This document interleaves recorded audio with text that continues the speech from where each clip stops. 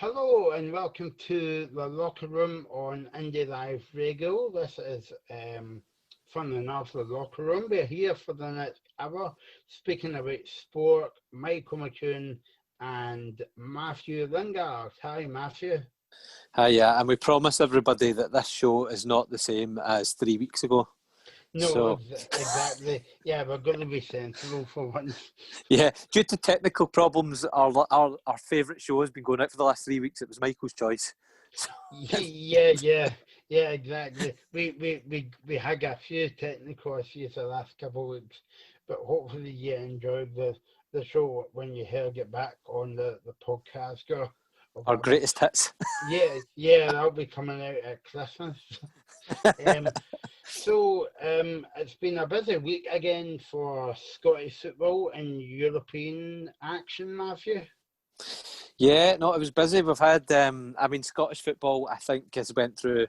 Well, it was a funny thing because when in Scottish football, at the start of the week anyway, could you say that all Scottish sides were still in European competition? And not only that, all four of them were going to play on the one evening last night. Mm-hmm. So, like for Scottish football generally, even before the scores obviously came in and looking at it from the outside, and it was quite positive for Scottish football. And I think it's the first time since maybe I've left high school, possibly, that Scotland had all four teams still left in the competitions in one go and playing in one night. So from that side, before we get to the scores, that was quite positive. And, all teams were nearly in Europe into October. So, and I know COVID kind of changed that a little bit, but still it was some achievement. Yeah, it's just a bit disappointing how none of the teams will be in the playoff round apart from Celtic and Rangers in the Europa Cup. So let's start off with Celtic because they were on first last night, Matthew. Yeah, and first, it kind of put you off the next games, didn't it? Yeah. Watching that one initially was like a slog. It was 90 minutes, but it felt like your whole life had flashed before you. Well, if the bingo was open, I could have went to the bingo, but Yeah, well, would you believe my daughter had made me buy a turtle, and watching the turtle in the living room was more entertaining than watching that last night. A turtle in your house? Right, okay. Yeah, with two dogs. Would you believe things you thought you'd never hear? Yeah, in the sports show, they go with the yeah, they might be the last. Yeah, to get back to Celtic, who Taylor even managed to move more slower than this tortoise in the house. Basically, it was one of those things. I think Celtic won, which was the main thing. I think we said this last week about Celtic. The main thing was that Celtic won and went through to the next round. And if you're clinging on to any positives from that game, I think the main thing was obviously Celtic won. The side really toiled for large spells against Latvian champions Riga until finally, would you believe, the 89th minute, Elyounoussi, who came off the bench earlier, really spared Celtic's blushes and saved Celtic really 30 minutes, if not more, of work that they didn't really need to do with extra time and possibly penalties to score the winner to go through. Frimpong crossed the ball for Elyounoussi to score his third goal of the season so far. Frimpong was my man of the match, to be honest. When he came on for Forest, he was just a breath of fresh air. He was taking on people, he was getting crosses in, everything really that a wing back should do, and everything that unfortunately Taylor never did. And now Celtic will move on to play Sarajevo next week in the playoff round. And the first game's away from home, isn't it? Yeah, I think it's. Celtic have, unfortunately, I think it means now Rangers as well. Not to give away the scores if you haven't heard them, but Rangers and Celtic will have to move their Premier League games next week to move into that to move into a Sunday spot, because obviously they'll play on the Thursday in the playoffs. But I think Neil Lennon, is just going to be relieved after that one. I think Riga basically had. I've never really seen. I've watched Scottish football for a long time, but I've never seen anything like it. Riga obviously put nearly every man behind the ball in a sort of 4-4-2 situation. Celtic nearly had 80-90% of possession. It was something ridiculous like that. But I just thought they were lacking. I thought Celtic maybe gave Riga possibly too much respect. I thought Taylor, obviously, I think, who spent most of the time in the other half, wasn't really up to doing what a sort of wing back should do in this sort of game. I thought Elyounoussi obviously came on and scored, but I thought he might have made more of an impact playing as a left wing back in this sort of game. I thought, again, Scott Brown could have been left out and just to give maybe another player another chance who was more attacking minded, because I thought Celtic really did give Riga too much respect there. I thought Ajeti could have played as well instead of maybe Cham, because I think a second striker in the box would have made a difference given that Riga were camping in there.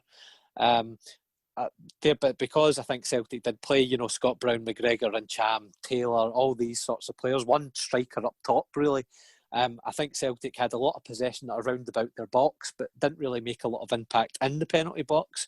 And because of that, it became a bit more complicated than it should have done. But like I said, I think if we had a wing back like Frimpong on the left-hand side, I think if we had another striker in there instead of Cham, and I think if Brown maybe was dropped for a more attacking midfielder, whoever that might be, then I think they might have had a better chance there going in there, because it was obvious that Riga were just going to park the bus, and they did. I think it's all about, not to make any excuses up for any of the Scottish teams in Europe. And let's face it wasn't a brilliant game, but it's a bit like when we talk about the cup football here, whether it's the Scottish Cup or the League Cup. It's all about getting the job done. And but I mean, but in saying that, Celtic was maybe 2 minutes away from going into extra time, and to be honest, Matthew, against got opposition, that would be a bit embarrassing. Yeah, I mean, going the way that game was going, I think if it had got to extra time, there was no guarantees that Celtic were going to score. I mean, it was that sort of game. It could have went all the way to penalties. That's what Riga really were after. And at penalties, obviously, it's a bit of a lottery as to who goes through. So I think maybe when I saw the team being announced last night or yesterday afternoon, I just kind of knew this was what was going to happen. I mean, you knew that Celtic would have a lot of the ball. You knew they'd flood the midfield. You knew that Riga would sit back. But you just thought, will Taylor finally beat a man and get a cross in? The answer was probably no. Forrest obviously hasn't been at his best up to now, but when he was injured and Frimpong came on, you knew what you were going to get from Frimpong. And he obviously, up to near the end of the game, was the only guy who showed any spark, in my opinion, to get past your man and get balls into the box. But obviously, Edouard was the only one in there. Now, if you're going to get guys like Frimpong to get to the byline and get crosses in, Edouard's maybe not your best man to be in there, but surely Ajeti is, because Ajeti's definitely just a penalty box sort of player, and he will score those sorts of goals. But of course, he wasn't there. Edouard wasn't at his best, whether he's unfit or whether something else is going on that we don't really know. He wasn't at his best. But to me, the team again was wrong. And even the guy from Motherwell that we've just signed, I mean, he could have came in and made a difference, but he was sitting on the bench. So I think he could have been given a chance instead of Brown, because, I mean, in my opinion, you could have had three at the back. One of them was Beaton, who I never mentioned him actually, but I thought Beaton actually played quite well. But when Celtic have a lot of the ball, Beaton obviously can push up a bit to midfield to add to that complement. That would then mean that Beaton and McGregor are kind of holding. And then you have Frimpong and maybe one other, who I thought should have been Elyounoussi, pushing down the left-hand side.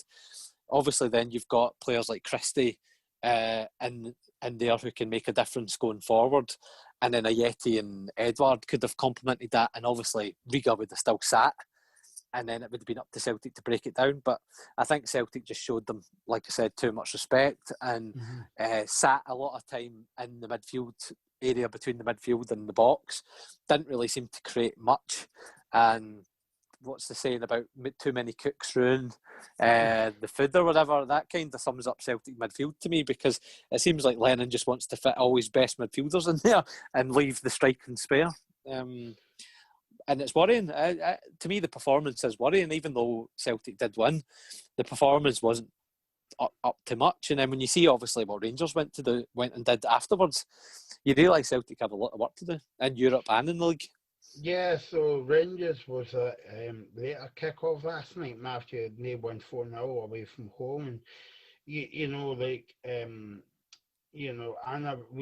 never got to see the game last night, but 4-0 away from home, no matter who you're playing in Europe, it's a good win, and they're scoring goals for fun. Yeah, I mean, I think before the game, when we were looking at the percent, say if you were looking at betting percentages, I would have said Celtic were nearly a shoe-in to go through, and they made a bit of a mess of it, even though they did go through. I thought Motherwell and Aberdeen would go out, but Rangers had a difficult tie. I mean, I thought it was 50-50 as to what Rangers could do, and it wasn't because I thought Rangers would struggle or anything because of themselves. I just thought, their opposition are a very good Dutch side who aren't that far off that sort of top tier of Dutch football. They're maybe just below that tier. So to see Rangers pretty clinically go past them and set up a playoff tie against Galatasaray at home was a bit of a shock. But I thought Rangers were brilliant. I thought they just clinically knocked them out. They didn't really look in any danger from start to finish. They had McGregor back in goal. And I mean, for me, I think he's Rangers' best keeper, and he sort of brings a bit of confidence to that back line that maybe McLaughlin doesn't give. And Rangers, like I said, didn't look in any danger. James Tavernier had a penalty quite early on, and I think that was his 50th goal for the club overall. Ryan Kent then pounced on a goalkeeping mistake a few minutes after that to make it 2-0. And even at 2-0, you kind of thought, well, that's the game, I'd say, over. And then obviously headers from Hallander and Goldson added to a pretty comprehensive win for Rangers. And like I said, they didn't look in any danger. They were really impressive, and now they go on to meet Galatasaray, who, even though they're a big team still in Turkey, and maybe, I wouldn't say they're favourites, but on paper that you think, oh God, Galatasaray are some side. Rangers, after last night's performance, should be confident of beating anybody, because I thought it was really, really positive from them. And just to remind people listening to this, it's back to the kind of old way of doing things now. In the next round, it's a playoff, so it's home and away. First leg and second leg as well. So good luck to Celtic and Rangers next week. A bit disappointing, Matthew, when it came to Aberdeen and Motherwell. Well, I think Aberdeen was disappointing because, I mean, I know Sporting Lisbon, you're thinking, oh goodness, that's one of the world's top sides, or one of Europe's top sides, or top clubs. But they've had a lot of trouble with COVID. Their team was pretty depleted, I think, due to COVID, and even their management team and coaching team were set down with COVID. So Aberdeen went in there really with a bit of a chance. But sadly, they did bow out. But I thought they did okay. They played well. They gave their all, really. Like I said, they missed. Sporting Lisbon kind of missed half a dozen of their team, but they conceded a goal quite early on by Thomas, and I think that kind of maybe put a spanner in Aberdeen's game plan, as he did score quite early on. But Aberdeen remained in the game. They did look like they troubled Sporting Lisbon with a few chances of their own. But sadly, I think that's the sixth time in 7 years Aberdeen have dropped out at this qualifying stage. So they've got previous on it. And the 1-0 defeat, even though it wasn't embarrassing, I think just because of the COVID situation, it was a bit disappointing, because Sporting Lisbon really were there for the taking last night. And I think the early goal just knocked Aberdeen's stride a little bit. And also at the same time as the Celtic game, Motherwell was playing as well, but they had an awful night, because not only did they get beat 3-0, but they got a man sent off as well. Yeah, and that tied in.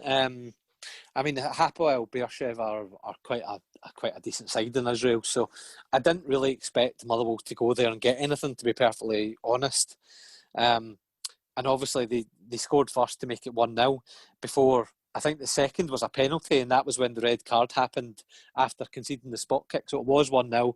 Then I think it was Declan Gallagher sort of got a second yellow, conceded the spot kick, and then it went 2-0. And by that time, it was probably too much really for Motherwell to get back into it with 10 men and being 2-0 down. Also, it was very hot there last night from what I understand as well. So, I mean, obviously you know Motherwell quite well and I know Motherwell quite well, and if it's anything over 15, we're boiling.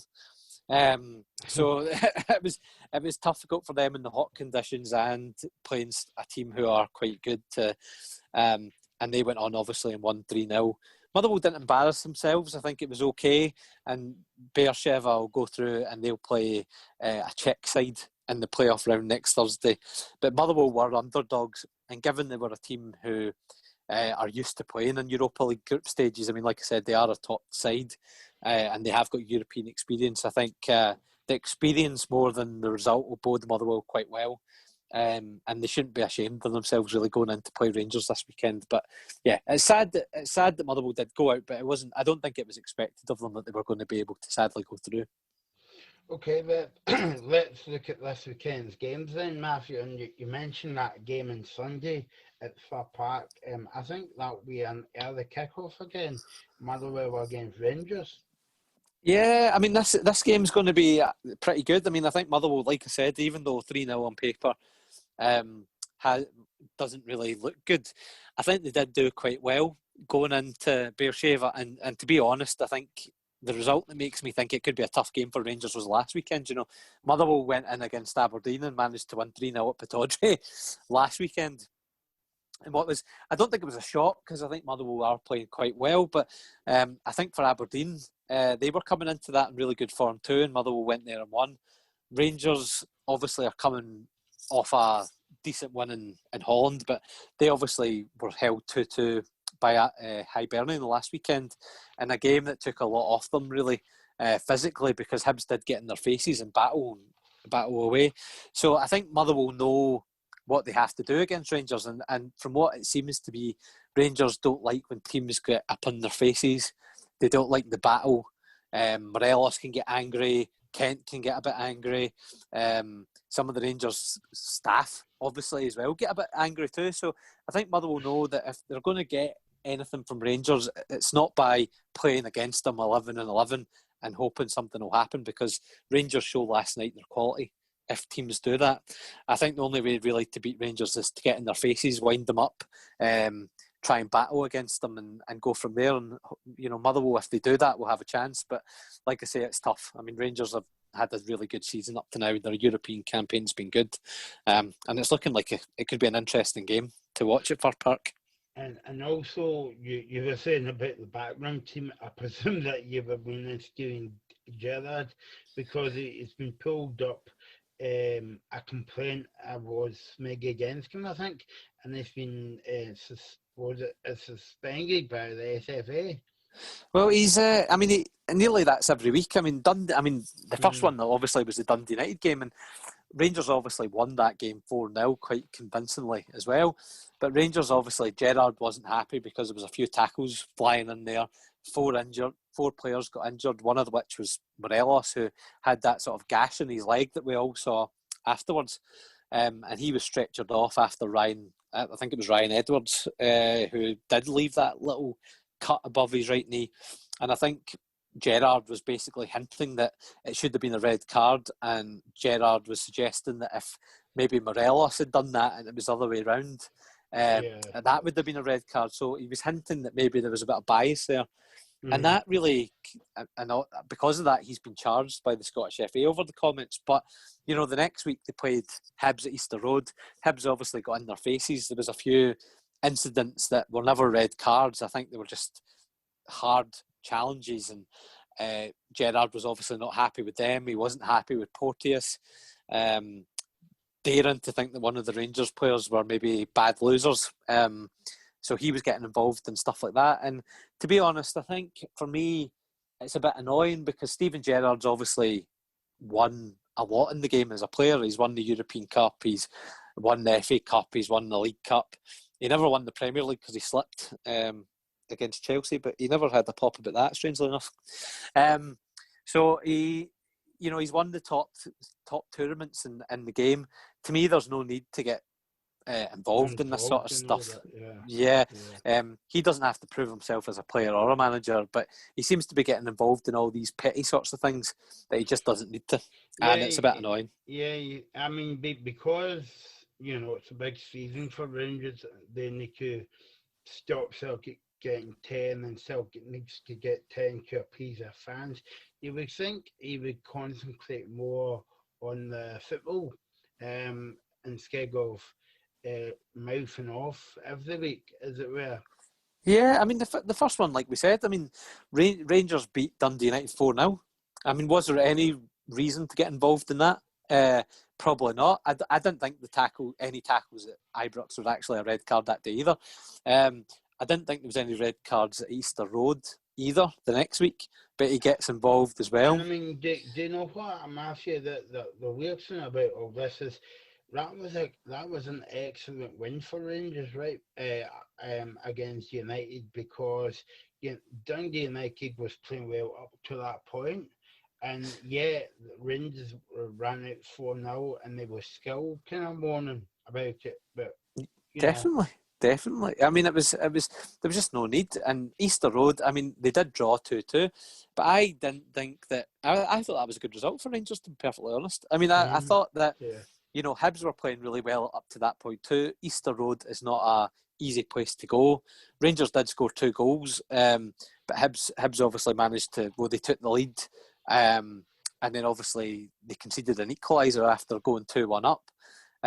But for me, Hibs obviously were battling. Joe Newell, Gogic were actually really battling in that midfield area, and Rangers, even though they were asked serious questions, but to me they responded well. They got control of the game when they needed to.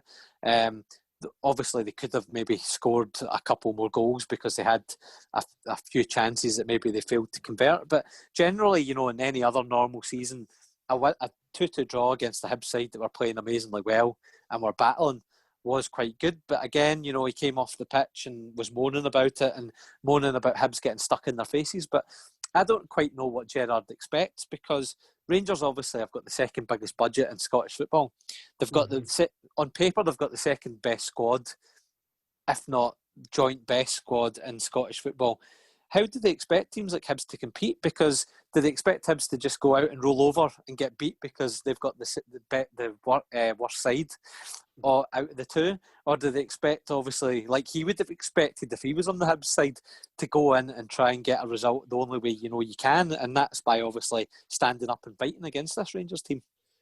You were talking about Hibs there, Matthew. You've actually set me up nicely for the game at Parkhead on Sunday at 3:00, and I'm looking forward to this one actually.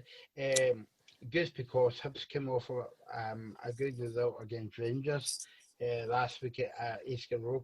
They're playing Celtic at Celtic Park on Sunday, and that should be a good game, especially. Celtic won, well, convincing, you would say, on Saturday, but the second half performance was a bit iffy. They were letting Livingston back into the game, and they lost a kind of late goal. It makes me laugh because it was just basically the kind of performance that we were just describing a minute ago from Celtic. I mean, Celtic don't seem to have got going at all. I mean, they made life completely hard for themselves for no apparent reason. Yeah. I mean, they did win 3-2, and they were winning 3-1 at one point through McGregor, Christie, and Ajeti. But obviously, the defending has got a lot to be desired. And even though the strike from Serrano for Livingston was unbelievable, I thought Celtic had the chance to close him down before he got the shot even off. And everybody's kind of looking at each other to go, you get him, no, you close him down, no, you close him down. And before they've decided who is to do the closing down, the boy has got his strike off. And even though, like I said, it was a good goal, defensively it was poor.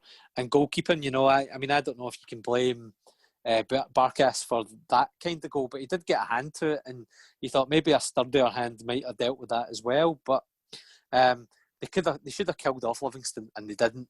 And I think, again, like I said yesterday, they struggled a little bit, and they're coming up against the Hibs side who are in top form. Like I said, if Hibs come in here, Hibs, I would expect, would do the same. I think they'll maybe will play a 4-4-2. They'll get in Celtic's faces. You'll have people like Gogic and Yule in the midfield who'll battle against Brown and Christie and McGregor. And I think, like we were talking about last week, I think it's a challenge for Hibs to see if they can now take what they did against Rangers and do that at Celtic Park and do it in Glasgow generally. So it'll be good for Hibs, I think, to test themselves on that stage. But it'll be a challenge for Celtic as well to see if they can come up against one of the top sides in Scotland at the moment and get a win, because Rangers showed how difficult it can be to play against Hibs. And going on the performance on yesterday, it'll be a challenge for Celtic to perform against Hibs as well. So we'll see. I mean, when Neil Lennon was at Hibs last year, Neil Lennon had a decent record against Celtic. In fact, did they not beat them a few times at Easter Road? Yeah, they did. And I mean, Neil Lennon, he showed at Hibs really what he can do with a side of a lesser budget. And I think he managed to do quite well at Hibs. At the end, it was tailing off a bit, and I think that was because Hibs obviously were at a point where you thought they either can stay where they are or they can push on and see what they can do.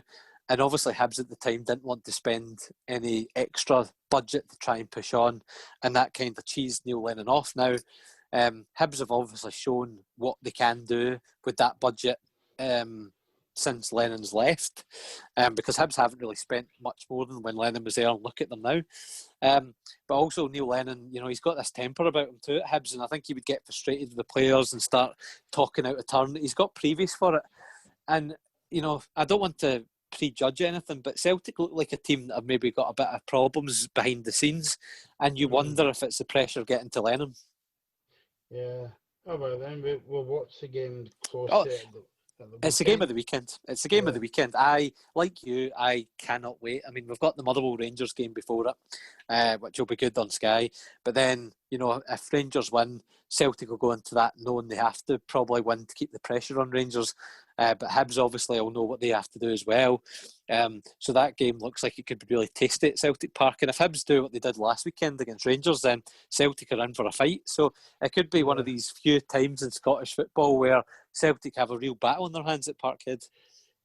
So let's look at the other games quickly before we move on. The 3 games tomorrow: Hamilton against Dundee United, Livingston against St Johnstone, and St Mirren is at home to Kilmarnock. Yeah, I mean, I think those games, the Hamilton-Dundee United game will be interesting. I think Hamilton will obviously be looking to stabilise their form a little bit, but Dundee United as well. Dundee United managed to beat St Mirren last week, which was a big result in their season, because obviously I'd say the top 4 are cemented a little bit. I think Aberdeen, your Hibs, are pretty safe. I think below that, there could be anybody could go down at this point or be in a sort of relegation battle after that. So teams playing in that sort of bracket will be looking to get any sort of point advantage they can, even in September going into October. So Dundee United's trip to Hamilton looks quite good. But again, Livingston, St Johnstone and St Mirren, Kilmarnock are similar ones. It's almost like your early... looking at the fixtures, it's almost like your bottom split already. Saturday, you've got the teams you would maybe expect to be in the bottom half of the table, and Sunday, you're looking at the teams that you probably expect to be in the top half at the table. So it's like an early door split already. Yeah, so we'll just see what happens on Saturday. So it's time for a new feature on the show, Matthew's NFL Roundup. I gave you the big build up then. I'm sorry that we never gave you a jingle, just because we've not got much of a budget on the show or any. And I feel you've bigged me up for something that's going to be deeply disappointing. Okay, and that was the end of Matthew's Roundup. More next week. Oh God! Well, the NFL's obviously back in full swing, and I'm a bit annoyed with myself because I do fantasy football, and me and a few friends do a sort of pick'em thing, which is you try and choose the results. And last night I had Jacksonville Jaguars to beat Miami Dolphins, and I thought it was assuring to be Jacksonville managing to come away with the win. But in true COVID fashion, it's really difficult to predict these games at the moment. And and Miami absolutely destroyed Jacksonville Jaguars last night. So I'm a bit disappointed that basically my fantasy football season, or my fantasy football weekend's over already before it's even begun. But I picked up a few games, obviously, or chose a few games this weekend that I think will be quite good. And my game of the weekend really this week is Kansas City Chiefs at Baltimore Ravens. The Kansas City Chiefs have had issues really with the run defence this year, and I think Jacksonville have a quarterback in Lamar Jackson that will probably push the Kansas City Chiefs to the ultimate, really, because if you're struggling with the run, Lamar Jackson is going to run at you. So I think this game will be quite interesting to see if Kansas City try and defend against that. Baltimore obviously will try and win by controlling the football as well. So with Lamar Jackson running the ball, they'll have the ball a lot more in their hands, and it will keep Patrick Mahomes off the pitch a lot more, who is really the danger man for Kansas City. So I think you'll find that Baltimore Ravens will have the ball quite a lot, and then it's just whether when Patrick Mahomes and Travis Kelce and Tyreek Hill get the ball for Kansas City Chiefs, are they able to turn that into scores and try and outplay Jackson at a later time? So it's going to be a pretty interesting game, and I think it will be a high-scoring game with the two best quarterbacks in the league. I have a sneaky feeling the Baltimore Ravens will beat the Super Bowl champions. I just have a feeling that the Baltimore Ravens defense will handle Patrick Mahomes better than the Kansas City Chiefs defense will handle Lamar Jackson. So I think I can see a bit of a shock here on paper with the Baltimore Ravens winning. The next game, I know you're going to say, "Oh, Matt, God." There you go. You heard it here first. The next game I chose was the New England Patriots against the Oakland Raiders. Cam Newton is the quarterback for the New England Patriots, and he is basically looking pretty good. Last week he did okay against the Seattle Seahawks, and he's going into this one against the Raiders. Derek Carr is obviously the Raiders quarterback, and he's looking quite good as well. So it could be an interesting game, but I have a feeling obviously Bill Belichick will be focusing on trying to stop Derek Carr as much as he can. And I think, again, Cam Newton will, being at home, will maybe show again his quality. So I've got the Patriots to win against the Raiders. And then the Cowboys at the Seahawks is quite a decent game as well, especially when there's crowds in there. There isn't this time, but Seahawks are probably the loudest fans in the country. And playing, obviously, they've got Russell Wilson as a quarterback, who is one of the best in the business, and he's performing basically his own category of quarterback the way he plays at the moment. And he's up against Prescott, who, even though they're paid about the same amount of money, hasn't really set the world on fire as much as Russell Wilson have. The Cowboys probably look like they've maybe got a few more holes to fill around the linebackers, more than the Seahawks will do probably. And I think if Elliott can keep the ball away from the Seahawks and maybe run the ball a bit more, they might have a chance. But I've got the Seahawks to win that game against the Cowboys, mainly because I've got a soft spot for the Seattle Seahawks, having seen them in the Super Bowl in 2014. So I've got a soft spot for them. So I think the Seahawks will win that one. But again, it's good games this weekend. Chiefs at Ravens, Raiders at Patriots, and Cowboys at Seahawks will be 2 or 3 crackers. As a fan still getting into the NFL, Matthew, yeah? Some of them are. It's to do with the states they're in. Some states are allowing fans to go in, and some states are not allowing fans to go in. So it depends. Like Florida, Kansas City teams, they are getting some fans into the grounds, but other fans like New York Giants and New York Jets aren't getting any fans in because they're in New Jersey. So it just depends what state they're in. But I mean, it seems to be working. But then obviously COVID rates are quite high in the States. So is it the right thing? I don't know. We can go into that with regards to Scottish sports in a second. But I don't know whether it's the right thing to allow fans in at the moment. It's one of those things. Yeah, let's do that now then, Matthew. You're setting me up nicely this week. Thanks for that. About It's the not like me.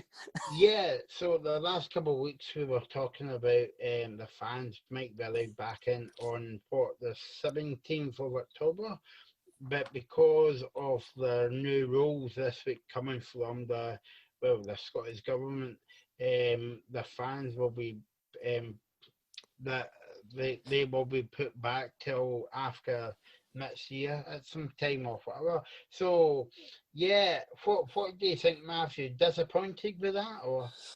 I'm obviously gutted. I mean, we were all kind of hoping that the fans would be able to come back in. We were all kind of talking about maybe some fans being in for the Celtic Rangers game coming up on the 17th of October, which is, like I always like to say, is our flagship game, and not just Scottish football. And by the way, this is the first Old Firm game. I believe it's going to be played behind closed doors. Yeah, well, I mean, it's devastating because, I mean, like I said, that's our flagship game in Scotland, full stop, I think. So to have no fans at it will be pretty devastating. I think Sky TV would be a bit annoyed at that as well. Well, there'll be more Rangers fans than Celtic fans in there, given the Sky Sports commentary team. So they'll maybe have an upper hand. But I'm saying nothing anymore. I've already said it, so... Yeah. You can't kick it back now, Matthew. I think it's common knowledge at this point. Celtic Rangers will have Boyd and McCoist, and Celtic will have Andy Walker shouting for us, sort of shouting for Celtic. So I think Celtic are in deep trouble. I think Boyd and definitely Boyd on his own would win that battle, let alone McCoist added into it as well. But I mean, yeah, it's disappointing generally. I mean, I think, like I said, we were all looking forward to some fans being back in for that Celtic Rangers game, and it just now moves on to the Celtic Rangers game at Ibrox in January or December, whenever the date is, to hope that there's some fans in there to try and make it a bit more atmospheric. But we were nearly there, and unfortunately, I think COVID's kind of coming back for a bit of a second round. And therefore, because coronavirus cases have been rising across the country generally, test events will be on hold. And I think, therefore, because of that, phased return of supporters will take a bit longer. And it seems to me that, a lot of the sports now are bracing for themselves to be maybe no spectators at all into the winter months, if not into spring next year. And that's extremely disappointing, and it's not just obviously football. World Rugby's extremely worried that if the Six Nations don't get crowds, what will that mean for the Scottish Rugby Association or Scottish Rugby Union? So, I mean, some unions could go bust in the world. I mean, I don't think the SRU will go bust, but some rugby unions will go bust without government help if there's no crowds allowed in. And I think there's been an estimated loss of more than £100 million if playing fans are excluded from the Six Nations. So it's not a small amount, and obviously 100 million will be lost. But I mean, that includes not just obviously fans coming through the door and paying tickets and paying for programmes and all that kind of thing, but obviously with the Six Nations, cities like Edinburgh will be hit because Edinburgh's hotel economy, a lot of the winter months are tied in with things like the Six Nations, and fans come from all around the world to watch the Six Nations and stay in Edinburgh. So it will hit city economies as well as rugby unions. Obviously, for Scottish football, though, some clubs will have obviously budgeted for no fans until Christmas, but because there's no guarantee if fans will return after Christmas, a lot of the clubs will be panicking as to whether they have a future or not. I mean, especially Championship, League One and League Two, whose revenue are nearly 100% made up of ticket revenues. They'll be very worried about that. So maybe not your Hearts, but anybody below your Hearts and Dundees, I think, will be really concerned if no fans return. And obviously, there's talk of if fans don't return to especially League One or Two, is there a point of having a league season because they can't afford it? We can't afford to have that in Scotland. And plus, it's got to be a shortened season anyway, Matthew, isn't it? So, yeah.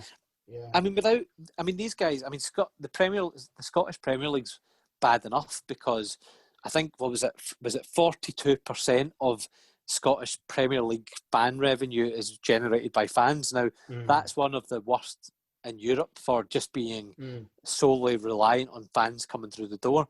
So, for Scottish Premier League, 42% of that's gone from the off. But then because the games are on TV, they've been able to sell season tickets and virtual season tickets and stuff like that to implement that.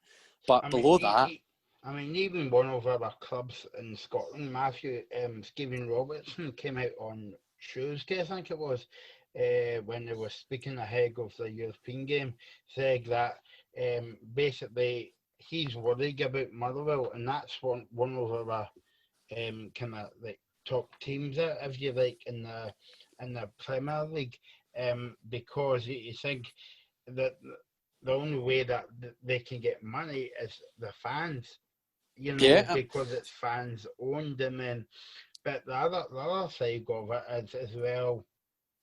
I don't know if you saw this, Matthew.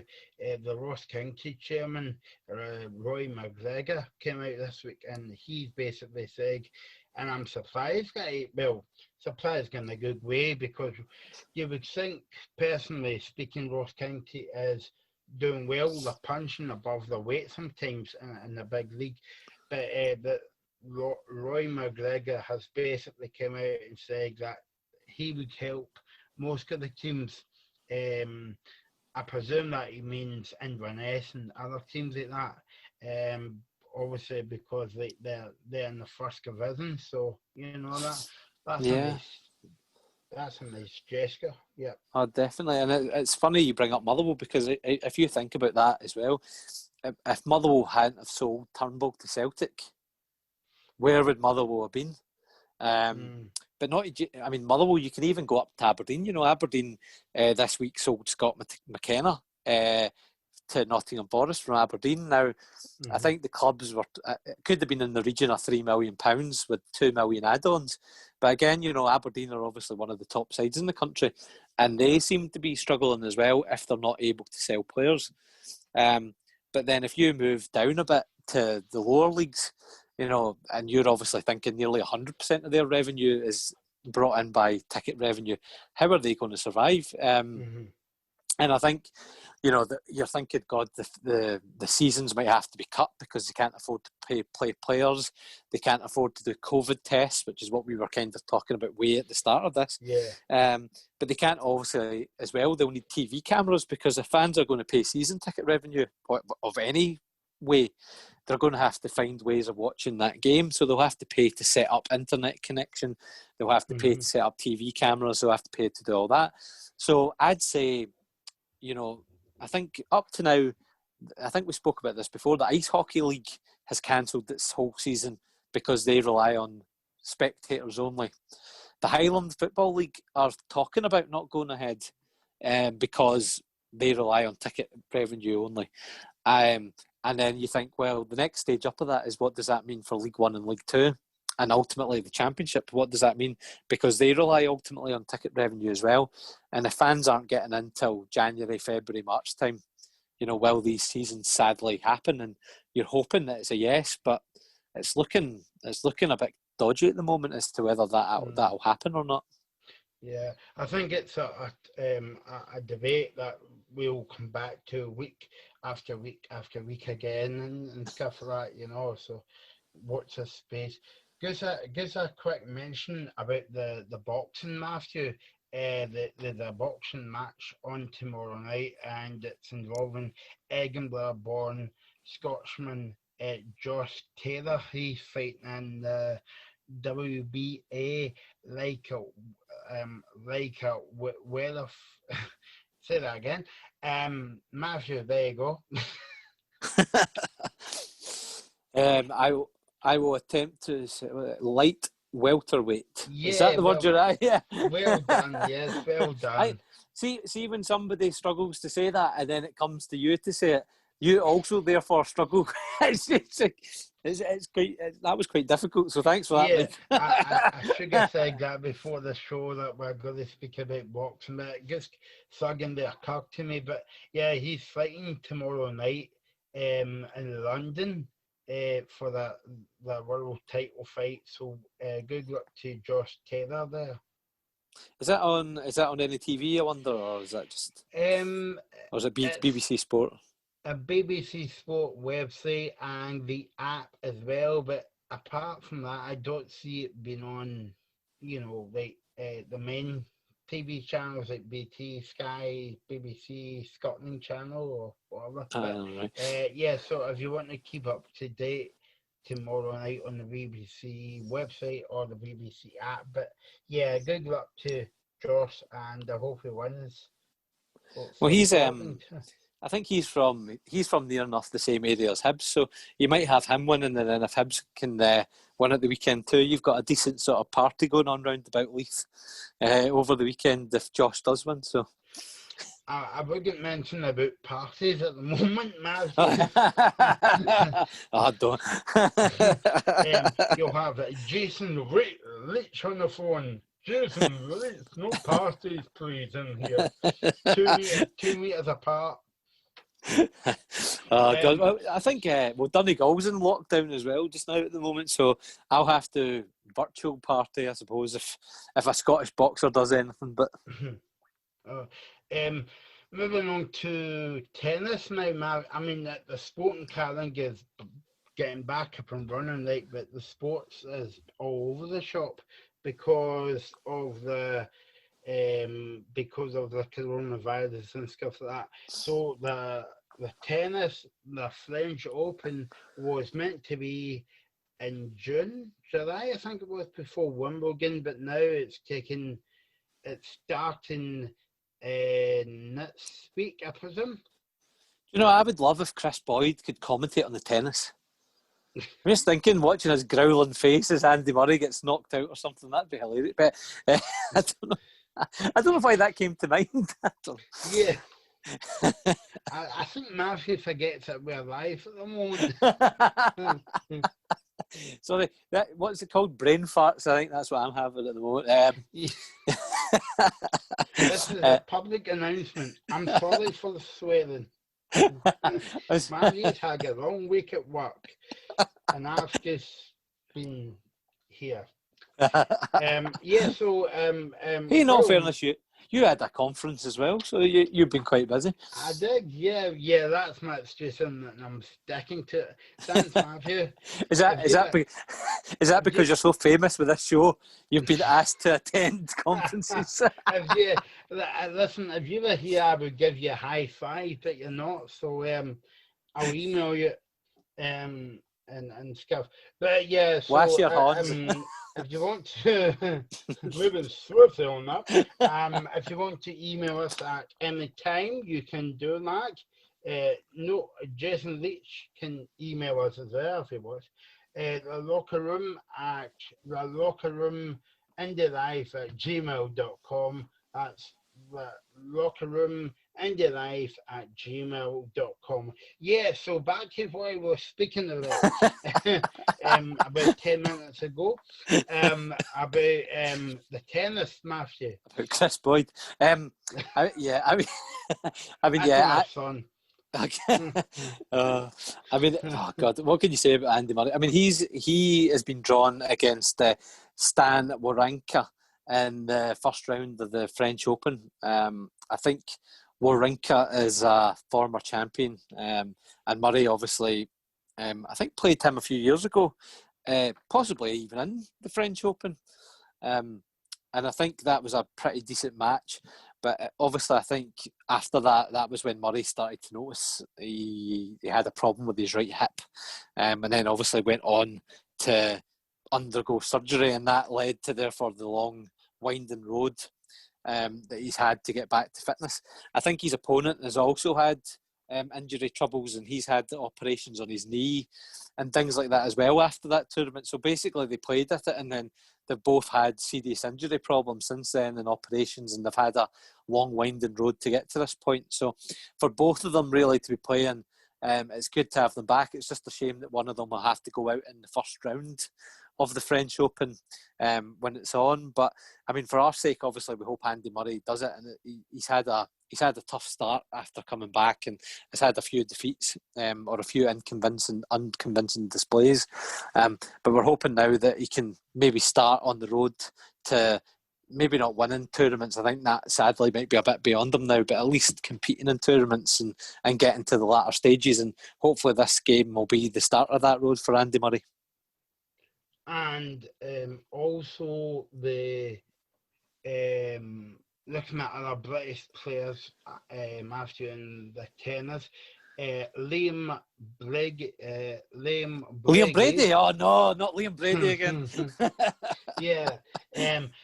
Well, he's qualified for the French Open for the first time, and also Dan Evans. Every time I think of Dan, I always think of Alan Patrick.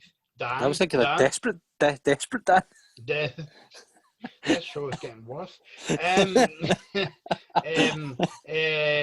And also Cameron Norrie. He's from Scotland, and Kyle Eggman is at the Grand Slam, which begins on Sunday. It's this coming Sunday. So over the next couple of weeks, we will do the show from France. See, when you said Edmonds there, Mr. Blobby came to my head. I don't know what's going on in my head. That would make tennis great if Mr. Blobby was in that draw. Don't start. Yeah. You've no idea. Yeah. So you don't want to come in my head. No.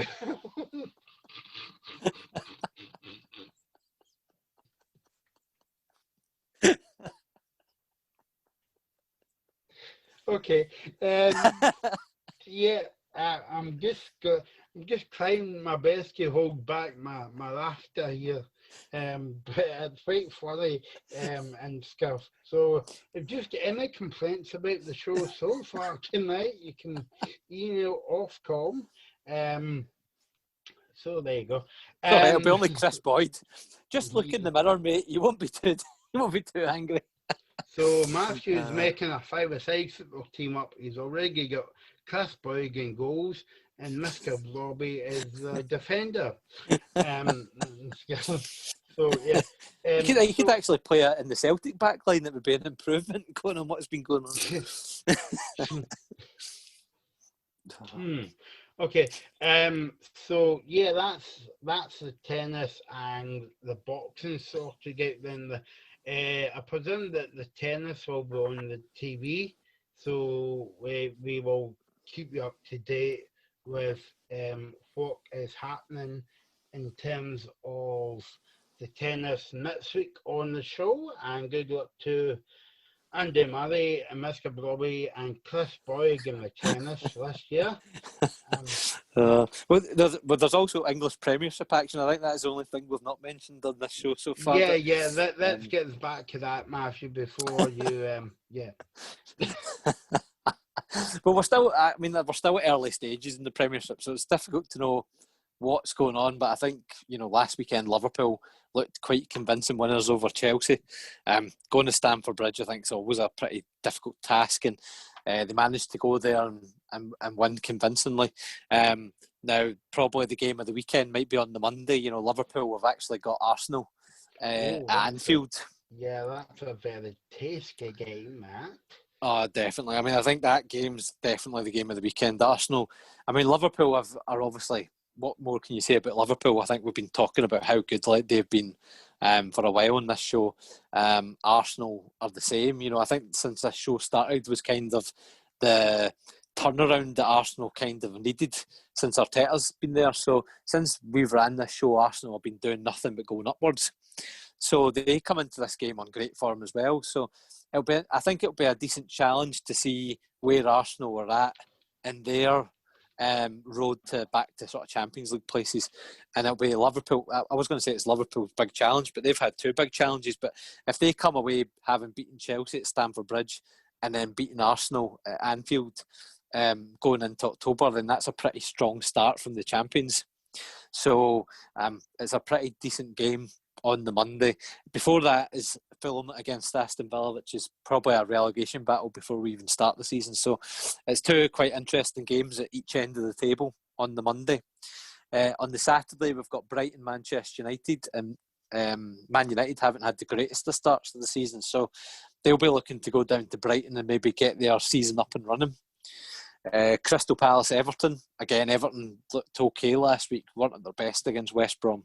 So this will be quite difficult, I think, for them. West Brom, Chelsea, and Burnley, Southampton. And then on the Sunday, we have Sheffield United against Leeds, which is quite a tasty Yorkshire derby. And anybody who knows Yorkshire, I think you'll find that there could be a lot of battles on that pitch. It might be, well, I think it might be more of a war zone than Hibs against Rangers. I know the Rangers players and some fans were saying that there was assaults and stuff taking place at Easter Road. I think this Sheffield United Leeds game, there could be actual assaults because Yorkshire derbies are always quite interesting. Tottenham against Newcastle at White Hart Lane is another one. We've got Manchester City against Leicester, and then to finish off the Sunday, West Ham against Wolves. So some pretty decent games there. But again, Liverpool-Arsenal is, I think, the big one that everyone will be looking forward to this weekend, or the start of next week as it is. And it's a bit unusual, Matthew, to have a kind of derby game at the beginning of the season. Yeah, I mean, I suppose it's not. It's one of those ones that's not like a traditional city derby as such, but Sheffield United Leeds. I mean, Yorkshire's one of these working class, minor sort of areas in the north of England, and they don't take fools easily, really down in Yorkshire. So it's always quite good when you have a Sheffield United Leeds or Sheffield Wednesday Leeds game. So, I'm looking forward to that at Bramall Lane. I think it'll be quite a tasty encounter. But, yeah, I mean, that game in Man City Leicester are probably your two good games on the Sunday. Brendan Rodgers trying to get Leicester on some sort of footing after that disastrous COVID return last season. So they'll be looking to maybe try and do something against Man City. But I can see Man City winning that one. But Liverpool-Arsenal, like I said, is a big one, and we'll see where both of those teams are at, but I can see Liverpool winning that one. Yeah, that should be a good game this weekend as well. So plenty of sport back now, Matthew. It's good to see, but the only difference is one day, hopefully, we'll see fans back in England and Scotland as well. Yeah, I mean, like I said, I mean, it's good that all these sports are back. I mean, the one thing that we did mention on this show that it makes me the saddest is, British ice hockey is a really, really decent sport.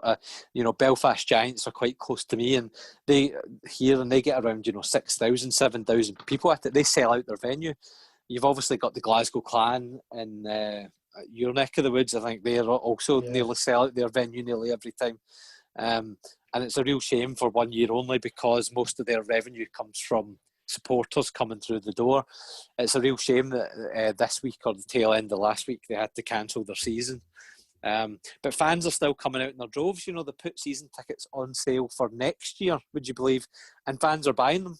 So fair play to the ice hockey fans out there for sticking beside behind their club through probably what is the most difficult thing they'll ever have to face. And also, speaking about fans coming back, Matthew, I saw a bit about on the news all week about the name escapes me now, the basketball player, the Rocks, the Blair Rocks, they're called, yeah. No. Do they play at the Velodrome next to Celtic Park? Yeah, they actually play at the Velodrome, but it was on the news all week that they're unhappy because they haven't started the season yet, Matthew, and they're thinking they must be one of the last sports to kick off, and but there's not been. You try kicking a basketball off. Yeah, or tip off, or what would they say in basketball? But no, I mean, I think they're a bit annoyed at the Scottish government and stuff like that because they haven't came out and said you know, to tip off the season. So on that note, I think we'll tip off for another week, Matthew. Thanks for joining us as you stuck it out. Well done. I don't know why you have. Well done.